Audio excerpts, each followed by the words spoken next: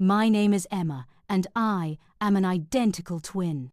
My sister, Clara, is my other half, my reflection, my oldest friend, and my fiercest rival.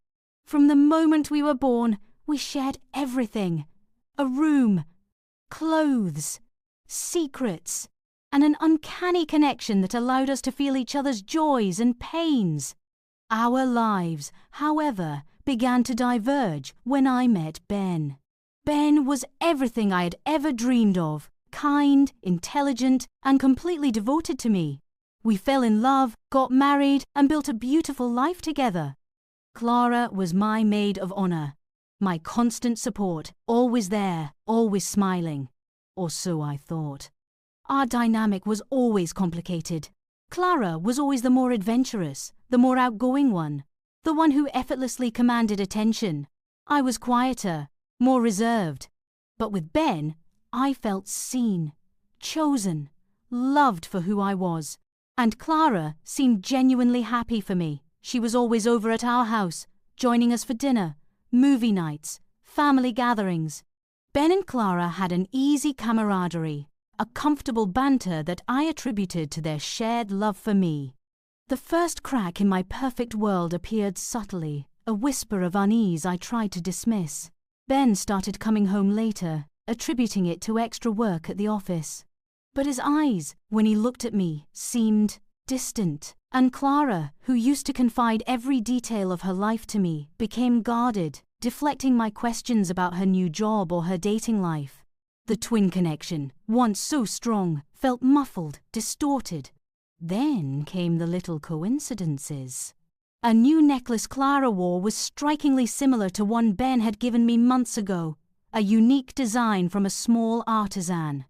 "Oh, just a gift from a new friend," she'd say, too quickly. The perfume she started wearing was the same subtle, expensive scent I wore, a scent Ben always complimented me on. "I just liked it," she'd shrug. I told myself I was being paranoid, seeing shadows where there were none. They were twins. They had similar tastes. It was just a coincidence. The moment the denial ended was brutal. It was our 5th wedding anniversary. Ben had planned a surprise weekend getaway, a romantic cabin in the mountains. I was so excited, but the night before we were supposed to leave, he called, his voice strained. "Emma, I'm so sorry, babe. There's a huge issue at work. I have to fly out first thing in the morning. I'll make it up to you, I promise." My heart sank, but I understood. Work was important. The next day, as I was sadly cancelling our reservations, I received a text message from a mutual friend. It was a photo of a cozy cabin, snow-covered trees in the background, a roaring fireplace, and in front of the fireplace, laughing, wrapped in each other's arms, were Ben and Clara, identical. My husband, my sister, my heart shattered into a million pieces. The photo was a punch to the gut, a visual confirmation of the nightmare I had been subtly dreading. My husband and my twin sister, wrapped in each other's arms, at the romantic cabin he was supposed to be at with me. The world tilted on its axis. I called Clara first. My voice was calm, eerily so. "Clara," I said, "how's your work trip going?" There was a pause, a gasp on the other end. "Emma, what are you talking about?" "The cabin, Clara," I said, my voice rising with every word. "The fireplace, the snow, the two of you, our anniversary trip, my husband, my sister." "Don't lie to me!" The line went dead. She had hung up. The betrayal was so deep, so absolute, it stole my breath. Then I called Ben. He answered, his voice still in work crisis mode. "Babe, what's up?" "I'm just about to board my flight." "Don't bother, Ben!" I choked out, tears streaming down my face.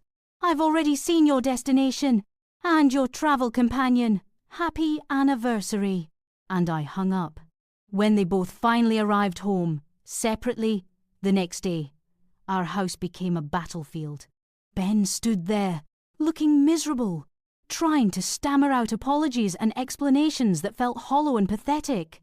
Clara, on the other hand, was defiant, her eyes blazing with a mix of shame and a strange, almost triumphant anger.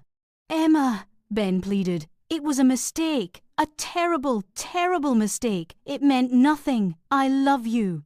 "A mistake!" I screamed. "For 5 years? The stolen glances, the coincidences, the lies about work, our anniversary, Ben, our anniversary trip." Clara finally stepped forward, her voice surprisingly steady. "It wasn't a mistake, Emma," she said, looking straight at Ben, then turning her gaze to me. "He never loved you. Not really. He always wanted me. You just happened to be available first." I recoiled as if she had struck me. My own twin sister, delivering such a cruel, calculated blow. "You're lying!" I cried, turning to Ben. "Tell her she's lying!" He wouldn't meet my eyes. He just stood there, shoulders slumped, a picture of pathetic guilt. The silence was my answer. Clara was telling the truth. The man I had loved, the life we had built, was a lie. He had always wanted her. I was just the stand-in, the interchangeable twin. The pain was excruciating, far worse than anything I had ever imagined. My marriage was over. My connection to my twin sister, the person who knew me better than anyone, was not just broken, it was shattered into irreparable pieces. My reflection had betrayed me. The divorce was swift and brutal. Ben moved out, a ghost of the man I once knew.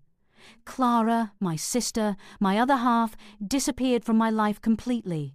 The house, once filled with laughter and love, was now a tomb of shattered dreams and echoes of betrayal. I lost everything that day. My husband, my best friend, and a piece of myself. For months, I was a shell. I stopped going to work, barely ate, and only left the house for therapy sessions, where I tried to untangle the knotted mess of my grief, anger, and profound sense of self-doubt. How could I not have seen it? How could they have been so cruel? The twin bond which I had always cherished now felt like a curse, a twisted mirror reflecting back my deepest humiliation. My therapist, a kind elderly woman named Dr. Evans, helped me slowly piece myself back together. "Emma," she said one day, "you're focusing on what they took from you, but what did you have before them that was uniquely yours?" Her words were a revelation. Before Ben, before the shadow of Clara's competitive spirit, who was Emma? I started small. I redecorated my house, removing every trace of Ben, every gift from Clara. I rediscovered old hobbies, painting, hiking, learning a new language. I started volunteering at an animal shelter, finding solace in unconditional love. I learned to live without my other half, without the person who was supposed to be my reflection. And in that process, I found my own true reflection. I found Emma. I found a woman who was resilient, strong, and capable of profound happiness, independent of anyone else. A year later, I was thriving. I had a new, fulfilling job, a strong circle of friends who truly supported me, and a quiet, content life I had built for myself. I still felt the phantom limb pain of Clara's absence, but it was no longer a consuming wound. It was a scar, a reminder of how far I had come. One day, I received an unexpected email. It was from Clara. She was living in another city, trying to start over.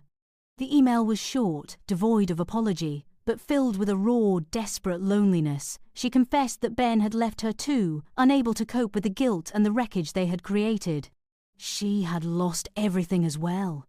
She missed me. She missed our connection. I read the email, a profound sense of calm washing over me. I felt no triumph, no desire for revenge, just a deep sadness for what could have been. I understood now that our twin bond wasn't broken, it was just different. It was no longer an entanglement, but a complex tapestry of shared history and separate futures. I didn't respond to her email. Not yet. Maybe one day. But for now, my focus was on building my own future, one brushstroke at a time.